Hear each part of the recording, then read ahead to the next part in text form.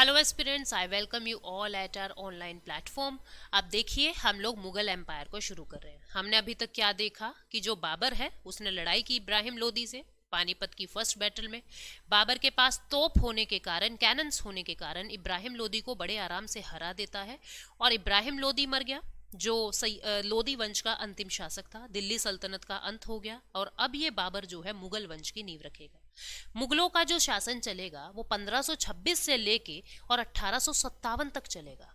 1526 से 1857, ठीक है। और इसको हम दो टुकड़ों में बांट देंगे। 1526 से 1707 तक ग्रेट मुगल, महान मुगल, जहां पे शक्तिशाली मुगल्स के बारे में हम पढ़ेंगे। फिर ये लल्लू पंजू से मुगल रह जाएंगे, है ना। ये लेटर मुगल में आ जाएंगे, बाद वाले मुगलों में 1707 से 1857, ठीक है। तो ग्रेट मुगल की शुरुआत होगी बाबर से और औरंगजेब तक चलेगा। 1707 में औरंगजेब की डेथ होगी। उधर से अंग्रेज लोग आने लगे, बहुत सारी यूरोपियन शक्तियां आने लगेंगी औरंगजेब के बाद, क्योंकि एक वैक्यूम क्रिएट हो जाएगा पूरे भारत के अंदर, कोई शक्तिशाली राजा बचेगा ही नहीं। और उधर से फिर अंग्रेज इस चीज का फायदा उठाएंगे। वो फ्रेंच, डच, इन लोगों से लड़ेंगे, पुर्तगालियों से लड़ेंगे, ठीक है, और भारत के अंदर अपना कब्जा कर लेंगे। इधर क्या होगा, इधर लेटर मुगल आने लगेंगे। फिर बहादुर शाह वन से, जो बहादुर शाह 2 का सफर है वो लेटर मुगल तक है। बहादुर शाह जफर को अंतिम मुगलों का राजा माना जाता है। बहुत वीक था, 1857 की क्रांति में उसको शहनशाह का नाम दे तो दिया था, लेकिन वो खुद भी यकीन नहीं कर सके थे कि मेरे को शहनशाह बना रहे हो। तो मतलब इतना आत्मविश्वास भी उनमें नहीं था। तो ये लेटर मुगल है जो हम आधुनिक भारत के साथ पढ़ेंगे। अभी बात करेंगे मध्यकालीन भारत में, मेडिवल इंडिया में ग्रेट मुगल्स की, ठीक है। अच्छा, जो मुगल एम्पायर है ना, वो सेकंड गोल्डन पीरियड कहलाता है। तो फर्स्ट गोल्डन पीरियड कौन सा था, वो गुप्त साम्राज्य था, गुप्त काल था, क्योंकि आर्किटेक्चर का, आर्ट का, ठीक है, लिटरेचर का, इन सब पे बहुत सारा काम होता है मुगल एम्पायर में। तो इसीलिए मुगल एम्पायर को सेकंड गोल्डन पीरियड भी कहते हैं। तो मुगल एम्पायर की शुरुआत कहाँ से होगी, बाबर से होगी। बाबर 1526 से 1530 तक, 30 में इसकी डेथ होएगी, ठीक है। 1526 से 1530 तक राज करेगा। इसका जन्म कब होता है, 14 फरवरी 1483। 14 फरवरी 1483, 14 को इनका जन्म होता है। कहाँ पे, फरगना में। उस समय जो फरगना था वो अफगानिस्तान का हिस्सा था। कहाँ का, अफगानिस्तान का हिस्सा था। लेकिन आज के दिन जो ये फरगना है ये उज्बेकिस्तान में आता है। इनके पापा का नाम था उमर शेख मिर्जा, याद नहीं करना है, पेपर में नहीं पूछते हैं, ठीक है। लेकिन आपको याद ये रखना है, जो उमर शेख मिर्जा थे ये तैमूर वंश से थे। मतलब ये पापा की तरफ से कहाँ का है, तैमूर वंश का है। और जो इनकी मम्मी है, जिनका नाम है कुतलुग नगर बेग, ये चंगेज खां की वंशज है, ठीक है। यानी ये माँ की तरफ से कहाँ का है, ये ये मंगोलियों के वंश का है, चंगेज खां के वंश का है। मतलब कि एक हाइब्रिड प्रजाति बनी हुई है। अब इनकी माँ इनको बताती थी कि भारतीयों ने मंगोलियों के साथ कितना बुरा किया है। भारतीय क्या मतलब, दिल्ली सल्तनत ने मंगोलियों के साथ बहुत बुरा किया है ना। तो जो राजा होते थे उन्होंने मंगोलों को मुगल मुगल कह के जो है वो बहुत नाम चिढ़ाया और उनको एक अलग ही जगह दे दी, मंगोलपुरी। मतलब उनको जबरन उनका धर्म जो है वो इस्लाम में कन्वर्ट कराया, बहुत बुरा किया। बाबर के अंदर एक गुस्सा था बचपन से ही कि मुझे इस दिल्ली सल्तनत से बदला लेना, और कैसे ना कैसे करके अब मैं वहां पे वो मुगल एम्पायर ही, जिसका उन्होंने नाम इतना चिढ़ाया है, अब वो मुगल एम्पायर ही भारत के ऊपर राज करके दिखाऊंगा। इस दिल्ली सल्तनत का साम्राज्य ही मैं खत्म कर दूंगा। बचपन से ही उसके दिमाग में बातें फीड की जा रही है, ठीक है। तो 1494 में, जब अभी देखो सिर्फ 11 साल का है बाबर, उनके पिता की डेथ हो गई और इनको फरगना का रूलर बना दिया। अब ये तो बच्चा है, 11 साल का है, सबसे छोटी उम्र में राजा बनने वाला व्यक्ति है ये, सबसे छोटी उम्र में। एक वो कुमार आयु हमने पढ़ा था ना, वो बिल्कुल ही दूध पीता था, वो तो कुछ ही दिनों के लिए बना था। लेकिन एक लंबा समय जो जिन्होंने संभाला, बाबर मुगल काल में सबसे छोटा राजा बना है, सबसे कम उम्र का। अकबर भी 13 साल की उम्र में बन गया था, बेचारे को 11 साल की उम्र में फरगना संभालना पड़ा, ठीक है। तो फरगना का रूलर बना दिया। अब ये तो बच्चा है, इसको बच्चा समझ के क्या कर रहे हैं, अब जो चाचा लोग थे इसके, जो ताया लोग हैं, चाचा लोग हैं, अब उनको क्या किया, ये तो बच्चा है, ये क्या संभालेगा। और इससे लड़ाई वड़ाई करके इसको फरगना से निकाल दिया। अब ये फरगना से निकल गया तो 1494 से लेके 1502 तक ये समरकंद में शासन करेगा। अब समरकंद के अंदर भी इसको कोई नहीं टिकने देगा। अब इसको समरकंद से भी भगा देंगे, लड़ाई कर लेंगे इससे। कौन? शाही बानी खान जो है वो बाबर से लड़ाई कर लेंगे, ठीक है। इसको बैटल ऑफ सारेपुल कहते हैं, बैटल ऑफ सारेपुल। सारेपुल का युद्ध 1502 में होता है और समरकंद से भी ये हार जाता है। अब समरकंद से जब ये हार गया, यानी उज्बेकिस्तान में से भी इसे निकाल दिया, अब जब ये वहां से हार जाता है तो ये काबुल और कंधार के ऊपर, अफगानिस्तान और पाकिस्तान वाले रीजन के ऊपर अब ये राज करेगा, कब्जा कर लेगा, ठीक है। तो मतलब इसकी जो लाइफ रही है ना, जो जर्नी रही है, बहुत ही अस्थिर सी रही है, इनस्टेबल सी रही है, बहुत इनस्टेबल रही है। काबुल और कंधार को अब ये कब्जा कर लेगा। बहुत सारी इनस्टेबिलिटी इसकी लाइफ में थी, इकोनॉमी भी स्टेबल नहीं थी, अर्थव्यवस्था, पैसा वैसा कुछ भी स्टेबल नहीं था। धीरे धीरे इसकी लाइफ में काबुल और कंधार के बाद स्टेबिलिटी आने लगी। जब इसकी लाइफ में स्टेबिलिटी आ जाती है तो 1507 में ये खुद को टाइटल देता है बादशाह, या कह दो पादशाह, ठीक है। पादशाह कह दो, बादशाह कह दो, बात एक ही है। पहले देखो सुल्तान टाइटल मिलते थे दिल्ली सल्तनत के टाइम पे, सल्तनत सुल्तान, ठीक है। यहाँ क्या है? मुगल एम्पायर, यानी बादशाह कह रहे हैं अब इनको, ठीक है। तो टाइटल क्या दिया इनको? बादशाह। इन्होंने खुद ने ही अपने आप को बादशाह कहना शुरू कर दिया जब इनकी इकोनॉमी भी स्थिर होने लगी, इनका साम्राज्य में थोड़ी थोड़ी स्थिरता आने लगी, ठीक है ना। अब आगे बढ़ते हैं। अब जो मुगल एम्पायर है इसको गन पाउडर एम्पायर भी कहते हैं। क्यों? क्योंकि ये तोपों के लिए फेमस था। जो बाबर था ना, इसके पास ऐसी तोपें थी जो किसी और राजा के पास नहीं होती थी, चाहे किसी की आर्मी कितनी भी स्ट्रांग हो। गन पाउडर होता था जिससे किसी भी युद्ध को आसानी से जीत लेता था। बहुत भारी भरकम आर्मी भी इसने बना ली थी, 12,000 लोगों की। बाबर ने पहला अटैक इंडिया में कहाँ किया था? बजौर में किया था, बजौर, ठीक है। पहला अटैक क्यों जीता ये? क्योंकि इसके पास तोपें थी। फिर 1520 से 21 में इसने 3 अटैक किए, सिंध पे और कश्मीर पे, टोटल 4 अटैक हो गए। अब ये 5वां अटैक के लिए इसको बुलाएंगे वो दौलत खान लोधी और राणा सांगा पानीपत की लड़ाई के लिए। वो 5वां अटैक था इसका भारत में, ठीक है, बैटल ऑफ पानीपत। और उसके बाद तो इसने कब्जा ही कर लिया भारत में। अब जो ये बाबर है इसको किसने बुलाया था? पंजाब का गवर्नर दौलत खान लोधी ने, और राणा सांगा यानी संग्राम सिंह मेवाड़ का जो था उसने बाबर को बुलाया था कि तुम आओ और इब्राहिम लोधी को मारो। उनके दिमाग में ये था ये चला जाएगा, मैंने लास्ट क्लास में भी बताया। उनके दिमाग में ये था कि बाबर का यहाँ से क्या लेना देना, उसका भारत में क्या ही इंटरेस्ट है, वो क्या करेगा भारत में रुक के। वो आएगा चला जाएगा, इब्राहिम लोधी को मार के हम थोड़ा लूटपाट उसको करने देंगे, कोई बात नहीं। लेकिन अब बाबर के दिमाग में तो माँ की बातें हैं। उन्होंने बताया किस तरीके से मंगोलियों के साथ बुरा बर्ताव हुआ है, बाबर के दिमाग में गुस्सा है। अब ये बाबर क्या करेगा? बाबर यहीं पे ही कब्जा कर लेगा, बाबर यहीं पे ही मुगल एम्पायर को बसा लेगा।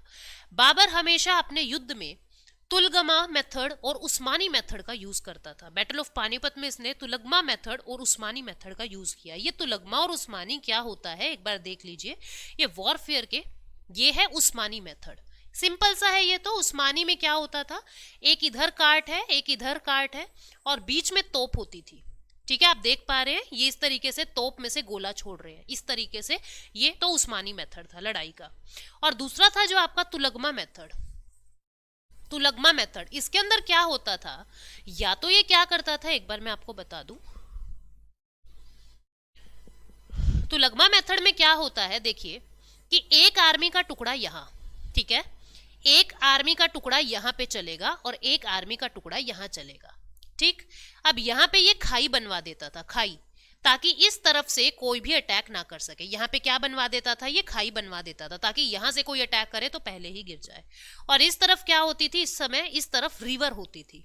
ये इस तरीके का प्लेस चुनता था लड़ाई करने के लिए, ताकि उस तरफ से भी इस पे आक्रमण ना हो।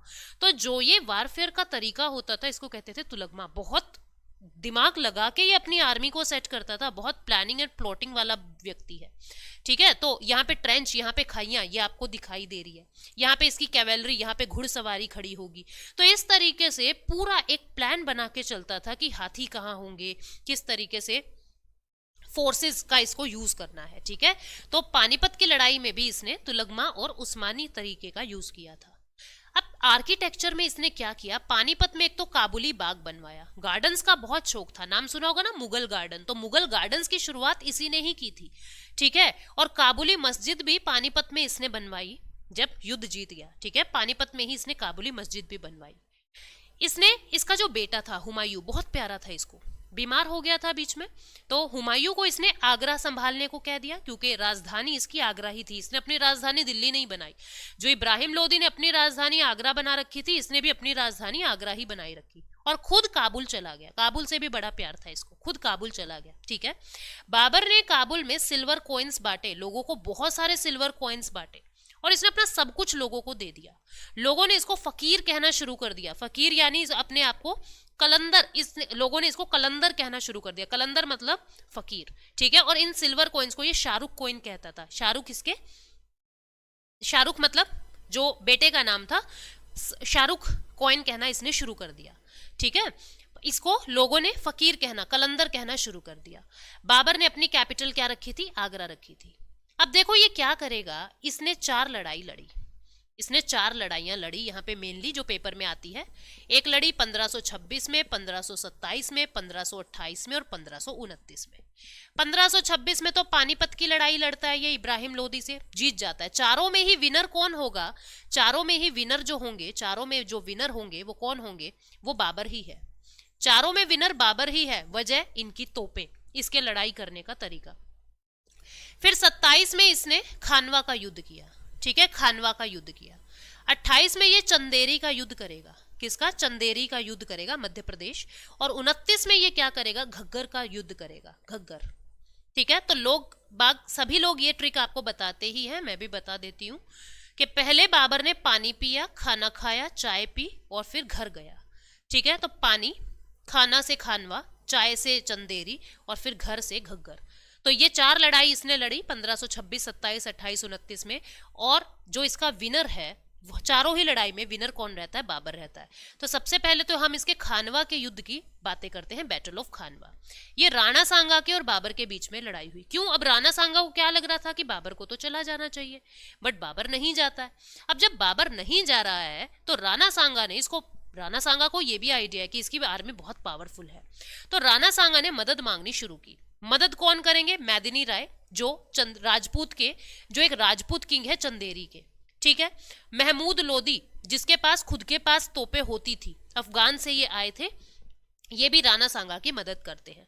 इधर बाबर को अब दिक्कत होने लगी, कहा यार उसके पास तो इतनी सारी आर्मी हो गई, मेरी आर्मी का मनोबल टूटता जा रहा है। जब इसने देखा कि मेरी आर्मी का मनोबल टूटता जा रहा है, इसने सॉफ्ट डिप्लोमेसी का यूज किया, उनके आर्मी के अंदर उत्साह भरने की कोशिश की। क्या कहा कि ये युद्ध एकमात्र साम्राज्य के लिए युद्ध नहीं है, ये जिहाद की लड़ाई है, हमको इस्लाम को जगाना है। अब धर्म और इस जिहाद का नाम आते ही तो दुनिया के अंदर रगों में ऐसे खून दौड़ने लग जाता है, खोलने लग जाता है ना।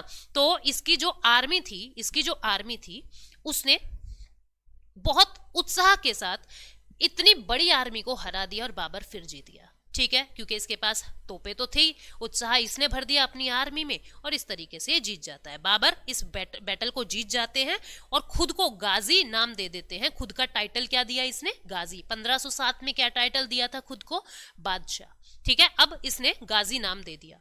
अच्छा, क्वेश्चन बनता है कौन से युद्ध को इसने बैटल ऑफ जिहाद या धर्म का युद्ध कहा है। बैटल ऑफ खानवा को इसने जिहाद की लड़ाई कहा है, बैटल ऑफ जिहाद। क्यों कहा, ताकि अपनी आर्मी के अंदर उत्साह भर सके। ठीक है, 1527 में ही इसने बाबरी मस्जिद भी बनवा दी अयोध्या में। मीर बांकी के द्वारा इसने बाबरी मस्जिद बनवाई थी, जिसके ऊपर अभी विवाद चला था, योगी ने वहां पे राम मंदिर बनवा दिया। 1528 में फिर ये बैटल ऑफ चंदेरी करता है। बैटल ऑफ खानवा किसके बीच में, राणा सांगा और किसके बीच में, बाबर के बीच में। जीतता कौन है, बाबर। ठीक है, बैटल ऑफ चंदेरी, चंदेरी मैदिनी राय के बीच में हो रही है।